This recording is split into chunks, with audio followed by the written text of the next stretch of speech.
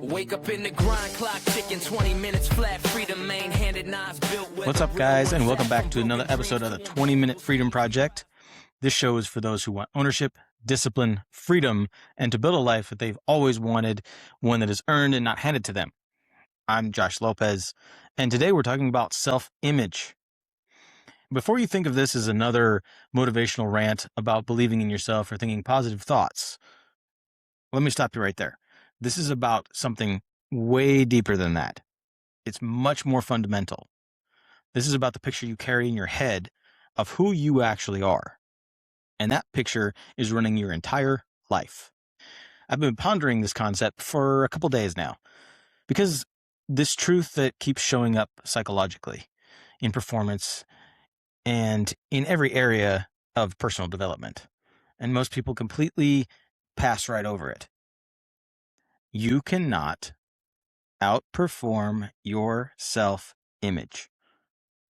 No matter what goals you set, no matter how much willpower you have, and no matter how badly you really want it. If it doesn't match the picture that you have of yourself, you will sabotage it every time. Picture this for a second. You're lying in bed at night, and that voice in your head is running. The one that keeps you up and doesn't let you go to sleep at night. You know the one. The constant commentary about who you are, what you're capable of, what you deserve, what's possible for you. That voice isn't random. That voice is your self-image talking. And every single day, in 100 small ways, maybe even 1,000, you're either reinforcing that image or you're trying to override it. Most people are reinforcing it without even truly realizing it. Your self-image is a mental picture you carry of yourself. It's built from years of experiences, beliefs, success, failures, and what other people have told you about who you are. It's not who you actually are. It's who you think you are. That picture controls everything that you do. If your self-image says, I'm the kind of person who starts things but never finishes them, guess what? You will sabotage yourself on every single project right before you complete it. Think about the bookshelf you have in your house. I don't know if you're an avid reader or not, but how many books have you actually finished? Or do you get a book with all intentions of actually finishing it, but you get a couple chapters in, or maybe you get halfway through, and then you either get bored of it, or you just put it on the shelf and move on to the next book? You're not completing things. And that's not because you lack the ability. It's not because the opportunity wasn't there to finish, but because finishing would violate your identity. If your self-image says, I'm not that kind of person to make 6 figures, you can hustle all you want, but when you start approaching that number, something will happen. You'll make a bad business decision. You'll lose motivation. You'll create problems that pull you back to where your self-image says you belong. Think of your self-image as a thermostat. No matter how hot or cold the room gets, temporarily, it will always pull it back to the set point. And your set point is determined by how you see yourself. There's a book by Dr. Howard Neuberger called Winners and Losers: The Art of Self-Image Modification. In the book, he talks about winners in psychological terms. That isn't someone who has the most money or the best job or the perfect body. A winner is someone whose self-image always allows them to grow. Someone who sees themselves as capable of learning, adapting, and improving. The book talks about a loser that is not someone who's failed. It's someone whose self-image is locked. Someone who has decided that this is who I am and refuses to update that picture even when the evidence says they can be more. You can be successful by external measures and still be psychological loser. You can have the money, you can have the status, you can have all the cars, the houses, and the achievement, and still be operating from a loser self-image. And you might be asking how. The reason is because If your self-image says, I'm a fraud, or I don't deserve this, or I got lucky, in some shape or form, you're going to sabotage it. You're going to find a way to prove your self-image correct. And your self-image is always looking to confirm its identity, always looking for evidence that matches the picture that it has. And it will reject anything that doesn't fit.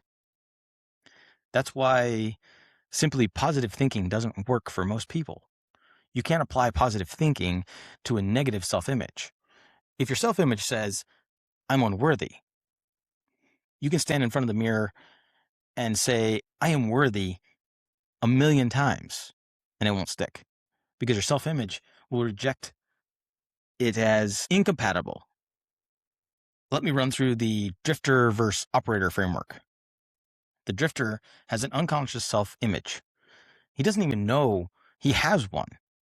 He just drifts through life reacting to whatever happens, never really questioning why he keeps ending up in the same situations over and over again with the same with the same problems, hitting the same ceilings.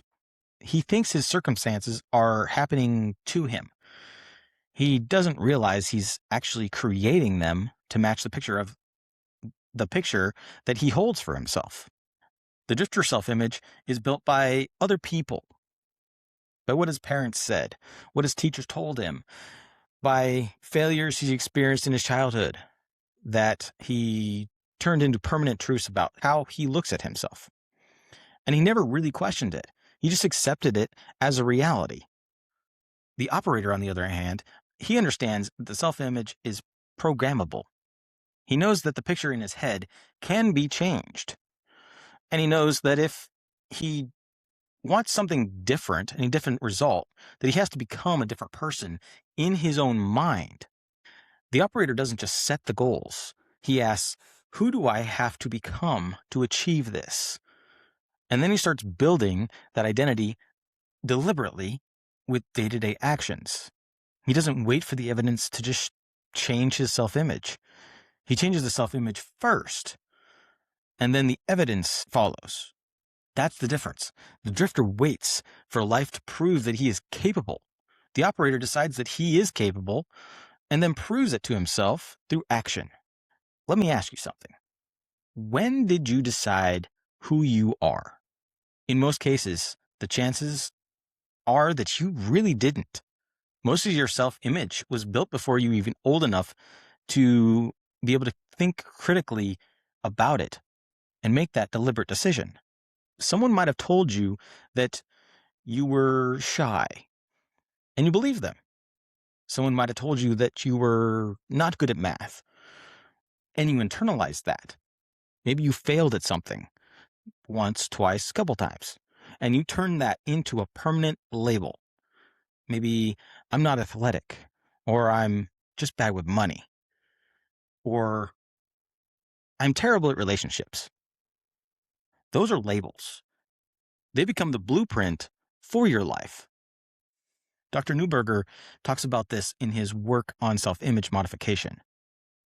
He says that most people are walking around with self-image that was created by external circumstances, not by conscious choice. And they spend their entire lives trying to achieve goals that conflict with their self-image. And it's like trying to build a house on a foundation with cracks. No matter how hard you work on the upper floors, the foundation is going to determine how high you can actually build it. Your self-image is the foundation. And most people never really pull back the layers to examine it. They just assume that it's true, no matter what. But here's the reality. Your self-image is not true. It's a story that can be rewritten. Here's something I want you to think about. Right now, in your life, there are probably evidences that contradicts your self-image. Your self-image might say, I'm not disciplined. But you've shown up to work every day for years. I don't know if that's your form of discipline, but that is discipline. You just don't happen to see it because it doesn't match your story. Maybe your self-image says, I'm not creative. but you've solved problems in ways no one else has thought of. And that is creativity. You just dismissed it as luck or by accident. Your self-image is filtering your reality. It lets in evidences that confirms the picture and rejects evidences that contradict it.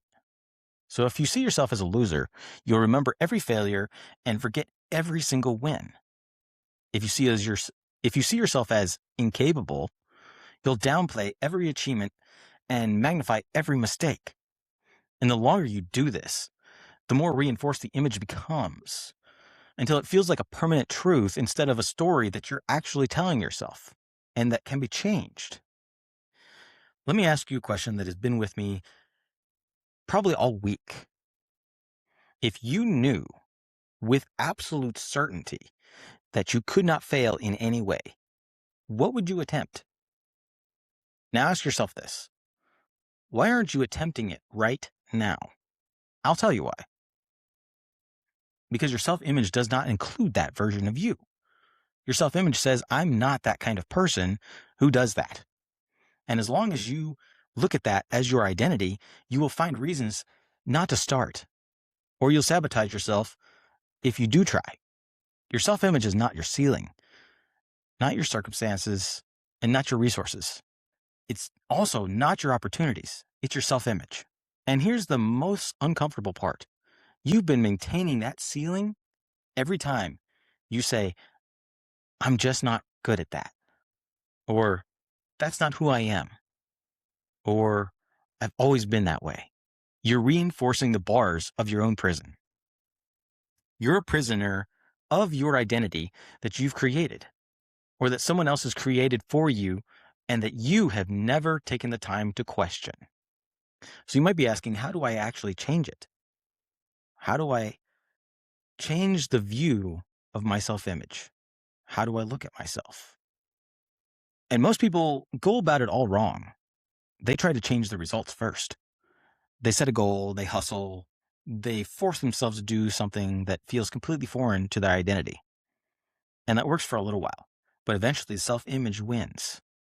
The thermostat pulls you back to the set point, and they end up right back where they started, usually blaming themselves, beating themselves up for not having enough discipline or willpower.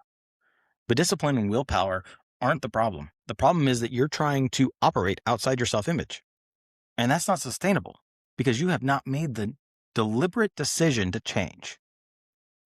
The real work is changing the image that you view of yourself first. It's called self-image modification.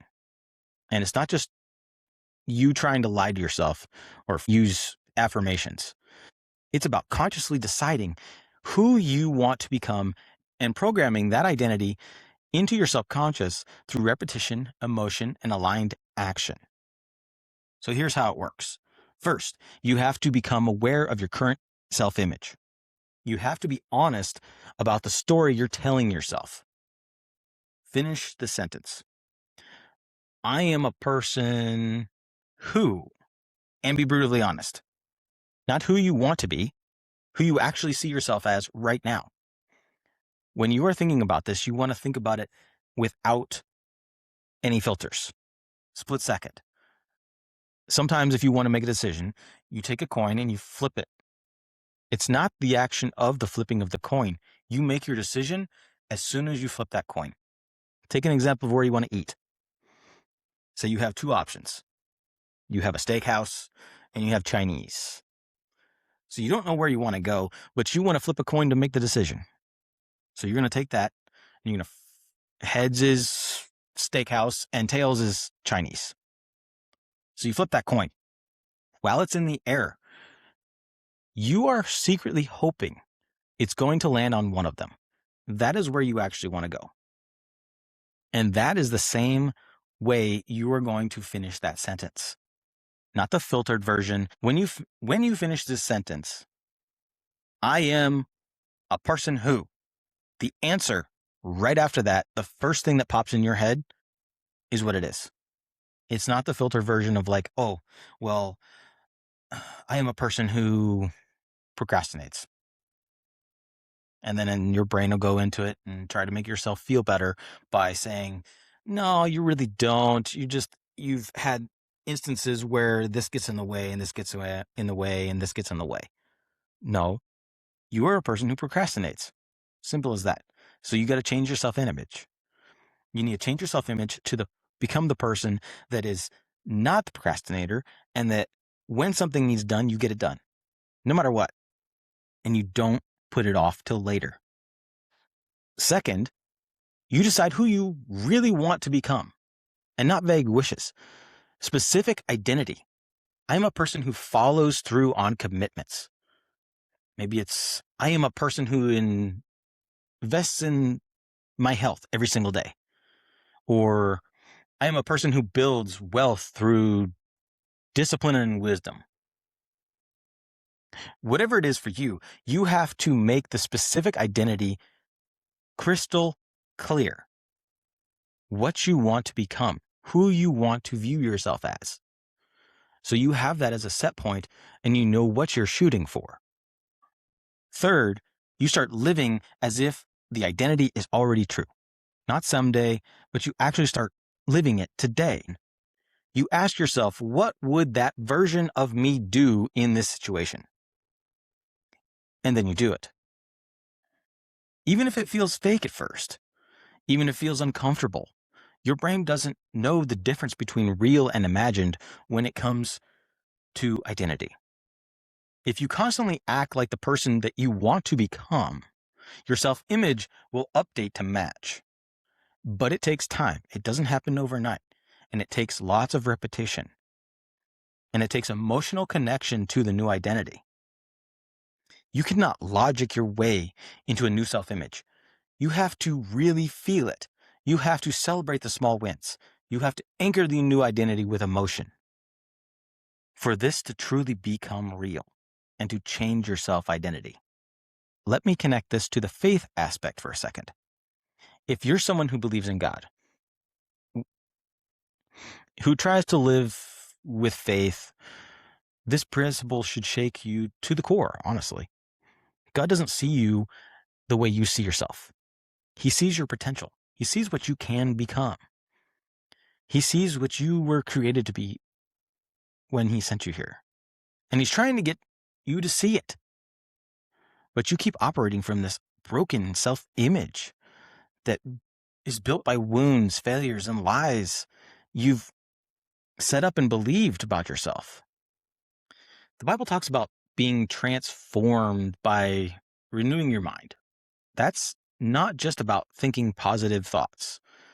That's about creating and changing your identity at the deepest level. When the scripture says, as a man thinks in his heart, so is he, it's talking about your self-image. It's talking about the truth that your internal picture determines on your external reality. You're trying to live God's calling with a self-image that says, I'm not enough. And it's not working. Because you can't be who God called you to be while seeing yourself as less than that. What you believe about yourself determines how you steward your gifts, opportunities, and the calling that you've been given. And if you see yourself as a loser, you'll ultimately waste it all. Here's what I want you to sit with this week. What would change if you started seeing yourself as the way God sees you, instead of the way that your past has defined you? What would change in your marriage, your relationships, your business? What would change in your health? What would change in your work? Because the truth is, the resources are already there. All the ability is already in you. The only thing holding you back is the picture in your head. You've been trying to change your life by changing your actions. But you can't sustain actions that violate your identity. Change your self-image, and the actions become natural. The discipline becomes effortless, and the follow-through becomes who you are instead of what you force yourself to do. Most people avoid this work because it's extremely uncomfortable. It's easier to blame the circumstances. It's easier to say, I'm not capable, than to admit I have been operating from a false image of who I truly am. But here's the reality. You're already doing the work. You're already reinforcing an identity every single day. The question is whether the identity you choose or the identity that was chosen for you. Every morning when you wake up, you're programming your self-image. Either you're reinforcing the old story or you're building a new one. Every decision you make is either confirming this is who I am or this is who I am becoming. And the brutal truth, most people are confirming the identity they hate. They're living as losers while hoping to somehow become a winner. And it doesn't work that way. You have to become a winner first, in your mind, in your identity, and then your life catches up. Here's your freedom challenge. And I'm warning you, this is going to feel extremely strange at first. Like if you try writing with your non-dominant hand, I want you to pick one area of your life where you want to see a change. Just one.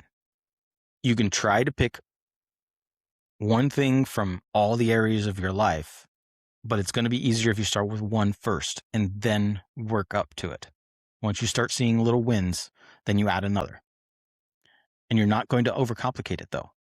And adding too much at once is going to overcomplicate it. Now you're going to write down your current self-image in that area. And you're going to be brutally honest. What is the story you're telling yourself? Is it, I'm someone who always quits? I'm someone who can't stick to a diet? I'm someone who's bad with money? Whatever it is, write it down. Then you're going to write down the identity you want to build. Make it extremely specific. Make it present tense. I am someone who finishes what I start. I am someone who treats my body with respect and discipline. I am someone who builds wealth through wise decisions. And for the next 7 days, every single morning, I want you to read that identity out loud. Add emotion to it. And then you're going to ask, what would that version of me do today? And then you go do it. Just for one day. Don't worry about tomorrow. Don't worry about next week. Just be the person for today. And then do it again tomorrow. And then the next day. And then the next. For 7 days.